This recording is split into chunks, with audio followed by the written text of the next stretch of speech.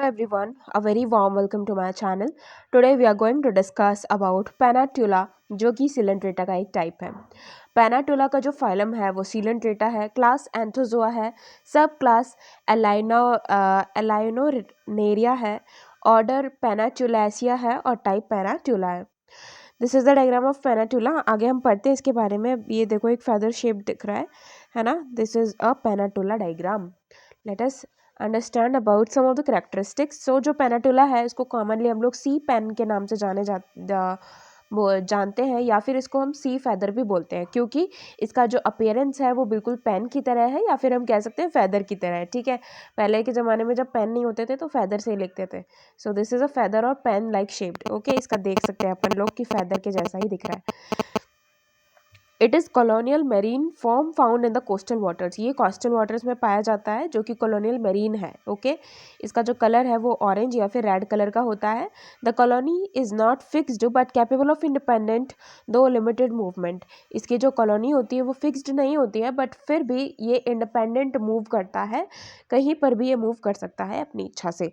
The colony consist of an elongated stem. इसकी जो colony होती है वो इलोंगेटेड स्टेम में होती है, जो कि डिफ्रेंशिएटेड रहती है बसल और प्रॉक्सिमल पार्ट्स में, जिसको हम पेडुंसल बोलते हैं, और अपर रेचिस में भी ये डिफ्रेंशिएटेड होती है।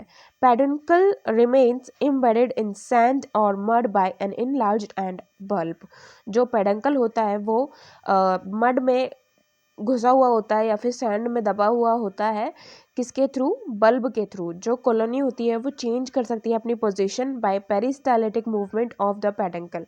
पेरिस्टालिटिक मूवमेंट के थ्रू वो अपनी पोजीशन जो है वो चेंज कर सकती है। रेटिस बियर करता है 2 रोज को of long flattened lateral branches called pinnula. Pinnula का जो साइज होता है या फिर जो नंबर होते हैं वो 20 to 50 इन नंबर होते हैं हर तरफ। कॉलोनी जो होती है वो डायमॉर्फिक होती है, जिसके पास में 2 टाइप्स ऑफ इंडिविजुअल्स होते हैं। नॉर्मल फीडिंग जोइड्स को हम एंथोजोइड बोलते हैं या फिर एंथोकॉर्डिया बोलते हैं, जो कि अटैच्ड रहता है सिंगल रो में या फिर अपर मार्जिन ऑफ पाइन्यूल्स में। जो सेकंड स्मॉलर सिफोनोजोइड होता है वो अटैच्ड रहता है डॉर्सल एंड में या फिर लेटरल साइड ऑफ रेचिस में।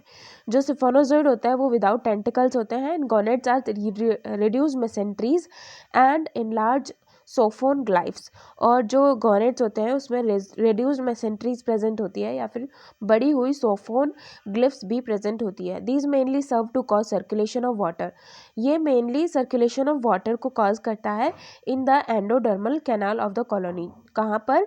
एंडोडर्मल कैनाल कॉलोनी के अंदर। Understood? I hope you understood the topic pennatula. Thank you so much for watching.